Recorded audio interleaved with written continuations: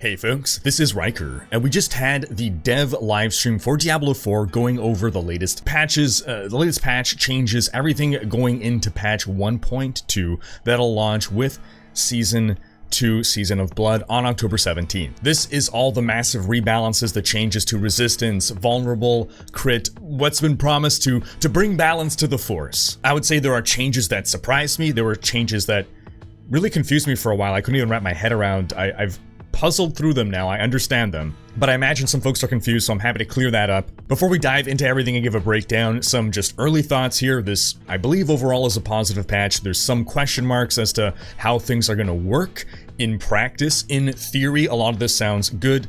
Yes, there's a couple nerfs, there's a lot of buffs. Overall power level is supposed to be on par to higher than where we were before this patch. But let's dive into the thick of it, starting with resistances. So first off, resistances. This was the big shocker for me. Resistances going back to the Diablo 2 way. They did it!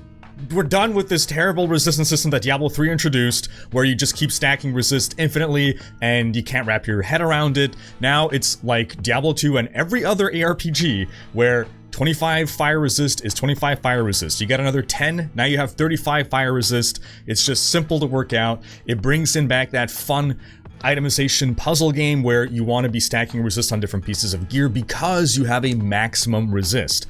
Your max resist for any element will be 70%. So you can't become fully immune to fire, you can stack up to 70% resist. There will be some rare effects that let you go above that, and your full cap will be 85%. So with the rare effects that let you go above the 70% cap, your next real and firm and final cap is 85%. Now this makes itemization more interesting because now, in general, the way this works in other games is you want to be maxing out your resists, or at least the resists that are most significant in any given game. So this turns into an itemization game where it's like, okay, I need to reach 70% fire resist. I'm gonna get some 25 on my gloves, 25 on my boots, you know, whatever it is. And then it's like, oh, I want to equip this unique item, but it's in an itemization slot that typically stacks resist. So where else can I get back resist to get back to the cap? It adds that little extra puzzle element to itemization, and it gives players more choice and agency in how they want to stack their gear. It's not going to be, oh, every piece of gear needs these same 3 or 4 affixes. Now, depending on your unique gearing situation, you might want fire resistance on your gloves or on your boots or whatever it may be. Also, to go along with this, armor, which previously contributed to your elemental damage resistance, now only applies to physical, so resists are even more important that way.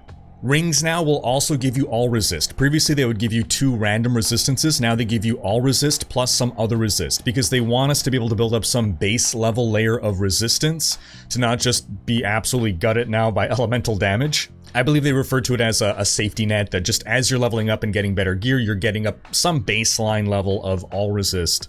And overall, their goal here is not to make it challenging to max out your resist. So they say, on average, by the time you're level 80, you should have about 70 in all your resistances. You should be capped. So it's not like, oh, you gotta reach level 100 to cap your resists. It's less about getting to that point, but rather how you're gonna get to that point. They want to give you a lot of different ways to stack resistances via gear, paragon, even the skill tree. So your build might be different from someone else's build depending on where and how you want to stack that resistance. Also, inherently, the intelligence-based classes naturally get more resistance via their intelligence, so it's going to be a little bit easier for them to be able to stack that resist. This especially has big implications for Sorcerer, who also in the Paragon tree is able to stack resistance, which previously was useless. Right, so in the past, sorcerers were weaker because they couldn't stack armor as much, and instead they were able to stack resistance, and it's like, well, who cares about resistance? Now we care about resistance. Hopefully, probably. Also, elixirs will become a bigger part of the endgame. Maybe when you're farming bosses or what have you, elixirs give you a big chunky amount of extra resistance. It's like 30% resistance, and they're also going to increase your resistance cap. Overall, I'm feeling really good about this resistance change, at least in principle, in the design principle of it. How it's actually going to work in game, we'll see, but I like this direction so much more than the old system. Next thing they spoke about was uniques. They found uniques just weren't exciting enough to find on average, so they did a huge pass. They updated nearly every unique. One thing they did was add new stat affixes on uniques that just don't exist elsewhere. So for instance, just as a random example, something that might increase tornado duration. They also gave larger ranges to existing uniques, and they allowed uniques to override slot rules. So you're getting, let's say, cooldown on an item that you can't normally get cooldown on. And they also updated the unique effects generally to buff them significantly. From the examples they gave, we're just seeing uniques be pretty significant sources of extra damage now. And the coolest one was they made a hammered-in druid. The Dolmen Stone unique makes it such that when you cast Boulder and you have Hurricane active, your boulder gets swept up in the hurricane and spins around you. So you can have a bunch of boulders spinning around you just like a freaking hammered-in. I might have to go Druid in Season 2. They also clarified the max item power in Season 2 will be 925, not 920 as previously stated. And they clarified that when farming these endgame bosses, the 5 new endgame bosses being added that have their unique drop tables, you could still get these uniques elsewhere just randomly in the game. They didn't clarify. I still have questions about whether, let's say Duriel, he has this specific list of uniques he can drop. Can he also drop other uniques, or are these literally the only uniques that he can drop? Is it he has a better chance of getting these uniques and your best bet farming these are with Duriel, or is it literally you can get no other uniques from him but these? That's still a question mark for me. They are publicly posting, however, the drop tables for every boss, so you don't have to guess, you don't have to go to third-party resources. You get it straight from the source, what boss to farm depending on the unique that you're after. Link to the blog posts, all the information, everything in the description. Then they went over some class improvements. Fortify is becoming a lot better in Season 2. It's now going to be based on your max life, not your base life. The practical impact here is that if you're building for max life, by level 70, you're now getting basically double the Fortify you used to. Again, they mostly did buffs. There were some nerfs to the things that were just way overperforming. Bone Spear Necro got a nerf, still very strong though, should still be very strong. This is via the ossified essence key passive. They still think it's probably the best passive in the game. The Bone Graft legendary Paragon node is getting a nerf. It can't build up as much max essence, but again, still very strong. Bone Spear Necros were very strong. It kind of was expected that they would get a nerf. Then for both the Barbarian and the Druid, they put a cap on some of their effects that previously allowed for unlimited infinite stacking bonuses, and these were resulting in just crazy numbers. So they've put a cap. The cap is still high, the effects are still powerful, but now they can just better keep and manage the scaling of how wild these effects can get. Then for buffs, for the Barbarian, they made the Berserking damage bonus now multiplicative instead of additive. That's huge. If you don't know what the difference is, in short, multiplicative, thumbs up, additive is meh. For the Sorcerer, they gave some love to Frozen Orb. It's now gotten a damage buff versus single target. It was powerful against groups of enemies, but its single target really lagged, so it got some love there. They buffed the Winter and the Electrical Glyphs to give them some practical use. For the Rogue, they gave some small buffs to the basic skills that are not Puncture. They found that everyone's running Puncture, with little exception, so they gave some buffs to the other ones. The buffs don't seem super significant, so I don't know that it's going to really shake up the meta here. A pretty significant change to the Impetus Key passive. Now it triggers after only 12 rather than 15 meters, but that's not the biggest part. The biggest part is now its damage bonus only triggers on a cast of your next core skill. That is significant because it used to be, oh, well, I don't want to waste this on just a basic skill, which already does no damage. So now it's not going to ever be wasted on your cast of a basic skill. Druid got some significant damage buffs to Ravens. Rabies got a significant damage buff, and its speed bonus got redistributed to half of it applied just to the base Rabies skill, as opposed to its enhancement.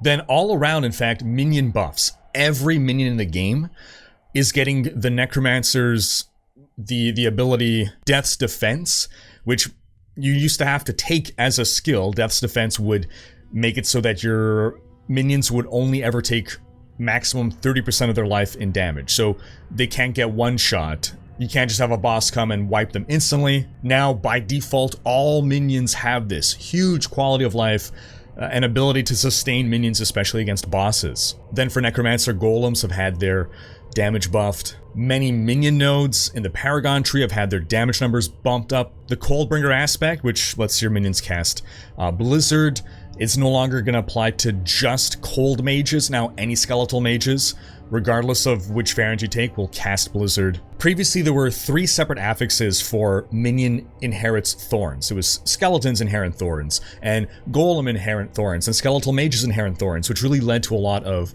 affix bloat. Now it's being unified into just one single stat: minions inherit thorns. Also, shields now roll with armor, because why didn't they ever? Overall, we're looking at minions being more powerful in Season 2. Is it enough to make them top of the line and competitive? Well, it's not addressing some of the underlying issues of minions being dumb, but at least they're going to die less and they're going to hit a lot harder. Then the major changes to the damage buckets. How do they address crit, vulnerable, overpower? So the previous issue was that because crit and vulnerable were their own multiplicative damage stats, all the best builds just stacked as much crit and vulnerable as possible, and any build that did not focus on that and focused on other sources of damage just could not compete. And overpower just wasn't good. So first off, they did some massive buffs to overpower. They just sort of said, trust us, overpower is good now. We'll see. It still seems to be stacking based on your life. Maybe now they have actual data on how much life we have, and they've scaled that appropriately with to be competitive with other sources of damage, fingers crossed. Otherwise, they've nerfed vulnerable and crit in order to make it less necessary to just stack a ton of these things. And the way it works is, at base value, the base thing that vulnerable and crit does is multiplicative, but any extra crit damage or any extra vulnerable damage that you stack yourself is additive. So, at base, if an enemy is vulnerable, you deal 20% more damage to them, multiplicative. Now, on your gear, in your skills, in your Paragon, you can add more vulnerable damage to do more than 20%. But all of that extra is additive. So, what's the effect? Making enemies vulnerable, still really good, because you're just getting a flat 20% multiplicative damage bonus against them, but now it's less meaningful to put everything into stacking extra vulnerable damage. You might still want to do some, but it's not the end-all be-all, and you could instead get more core damage, more damage to close. Similarly with crit damage. By itself, if you crit an enemy, 50% multiplicative damage, period.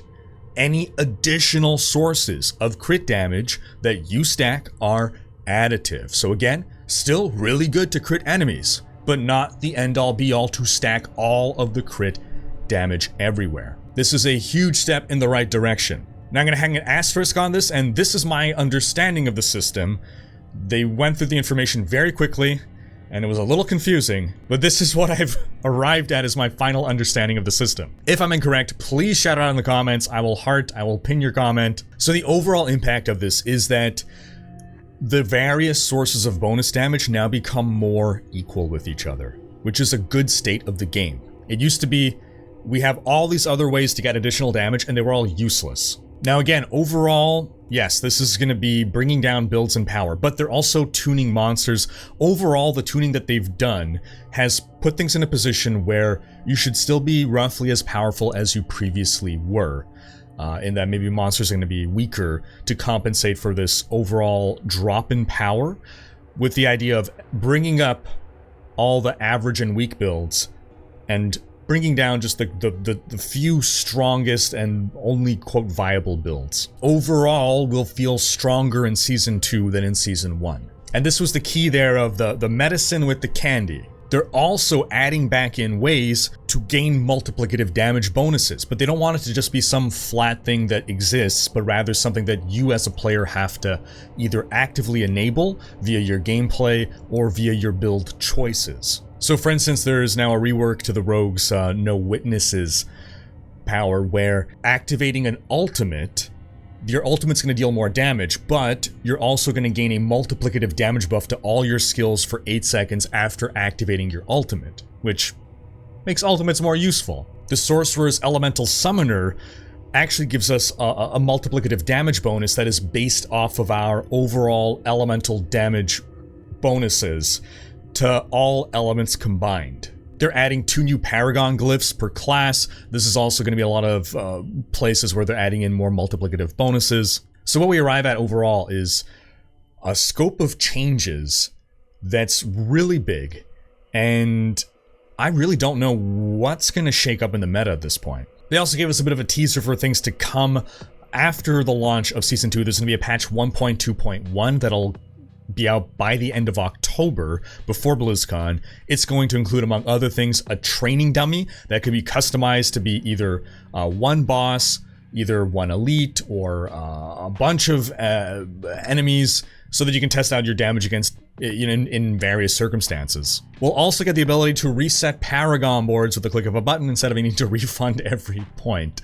And when asked about roadmaps for the game for the future, they said, tune in to BlizzCon, November 3rd and 4th. As a heads up, folks, I'm going to be going to BlizzCon, and I'll do my best to do some live reporting on the scene. In the Q&A, they did say that the barb shouts have not yet been addressed as being an issue. The current meta of barbs, pretty much every barb build just stacks a bunch of shouts. They're so strong, you get so many stacking bonuses from it, but they're clearly aware that it's an issue. They also clarified that crowd control is being nerfed heavily in Season 2, but what they meant is incoming crowd control on the player, not... There's no nerfs to outgoing crowd control to enemies. They also did some retuning to Uber Lilith for Season 2. They don't want Uber Lilith to be something that only the best... only the broken builds can tackle. So they've nerfed her a bit, but with all the changes being made and everything, their overall goal is that most builds should be able to tackle Uber Lilith with effort. For the absolute strongest builds that will exist in Season 2, it'll likely be a little bit easier to tackle Uber Lilith next season than it was in Season 1. So, my overall impressions and takeaways. Alright, the uniques and, well, the itemization thing. So we're getting 5 class-specific uniques and 1 generic unique in the new season. Big reworks to existing uniques. We're getting 5 class-specific legendary aspects to generic aspects. Overall, a lot of these uniques are looking more exciting now. More places to work them into builds.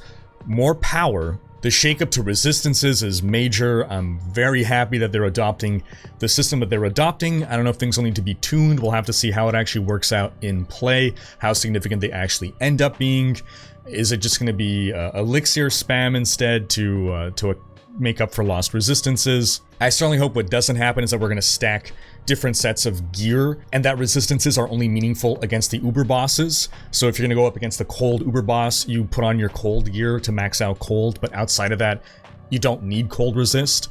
That would be a bad state for the game to end up in, where you only care about resistances against the Uber bosses. The changes to the damage buckets are promising. We're going to have a hopefully more varied and interesting endgame beyond just stack all the vulnerable and crit damage we can. Hopefully we're going to see overpower builds rise. Hopefully the barbarian buff to berserking damage, making that multiplicative. Hopefully that is just a generic power buff to barbs, bringing them up. I feel that they're on the weaker end when it comes to class balance. Hopefully the sorcerer, who's another weaker class, let's say barb and sork are the 2 weaker classes. Hopefully the fact that sorcerer is able to stack so much resistance so easily, that means that they can focus a lot of their efforts onto offensive stats that'll make up for their lack of power. But ultimately, we're gonna have to see what happens. We've already spoken about the last dev stream, which went over some of the major changes and the new additions in Season 2, the Season of Blood. We got that video breakdown over there, but now that we got the full package, that plus this together, between the new content, between the changes, where does that put us? Where does that put the state of Diablo 4? Well, better. It's definitely better, definitely steps in the right direction, definitely improvements. I don't see really any steps backward taken here. Again, I have some question marks that it's possible maybe some of these changes, when it gets to the real beta testing in the hands of the players, will result in broken things or things not working as intended, but at least the intent of everything that we're seeing seems good and positive for the game. Now, is this enough to save Diablo 4? Is this enough to make people who dislike the game like the game? I don't think so. Is it enough to make people who got bored of the game come back? Possibly. Is it enough to make people who had some issues with the game come back? Probably, depending on what your issues are. But if you just fundamentally don't like Diablo 4, this isn't going to fix the game for you. What we're getting here is more endgame to do. We're getting better build parity. We're getting hopefully more build options, and we're getting a more interesting season theme. But I turn the question to you folks. What do you make of all these changes? Sound off in the comments with your thoughts. Thanks for watching. Special thanks to my Twitch, Patreon, and YouTube supporters for making these videos possible. If you enjoyed this video, please share it. Check out these other videos and subscribe to join Rhykker's Raiders for more Diablo content.